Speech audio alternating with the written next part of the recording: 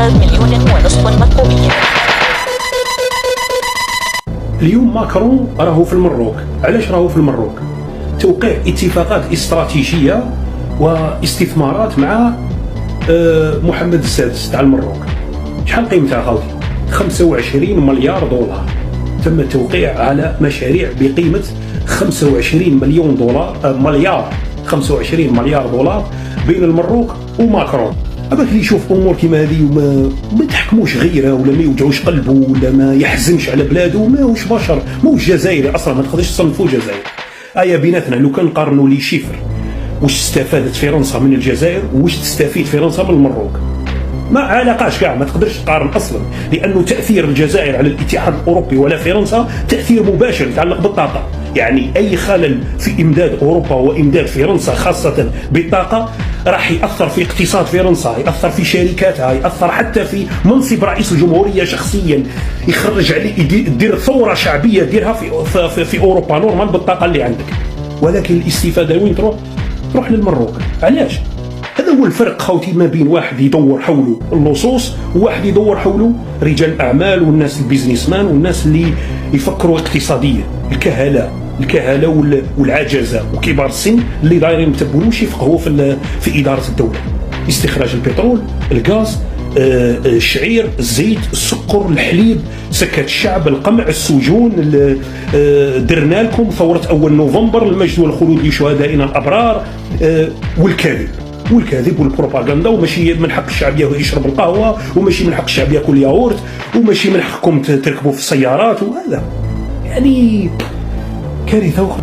والسؤال اللي طرحته هذيك الخطره كاع لما جاء ماكرون في شحال عندها 3 سنين ولا عامين، جاء ماكرون للجزائر، طرحت سؤال تخلي بوصبع في التعليقات على الدوله تجي تقول لك واش وقعوا اتفاقيات.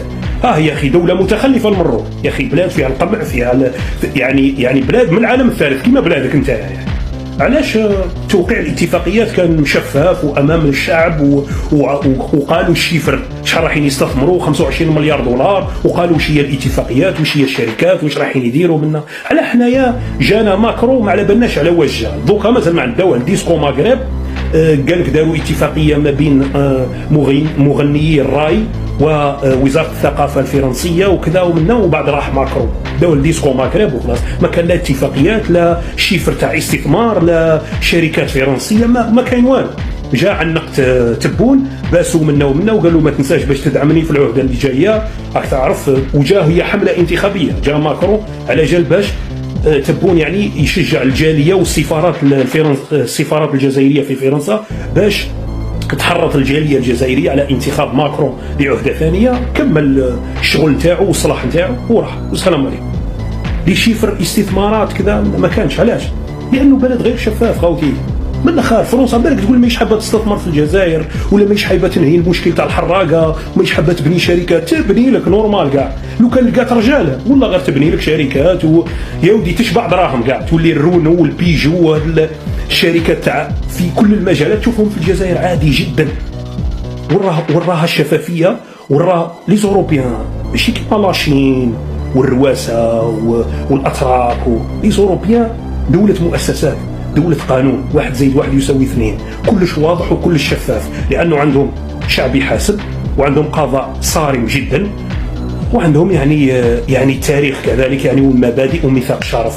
ما يحبش يروح لمزبلة التاريخ. وشوف قليل وين تشوف سياسي أوروبي راح للسجن بتهمة فساد ولا قبضوا عليه تهمة فساد كبيرة، لأنهم يخافوا على السمعة تاعهم.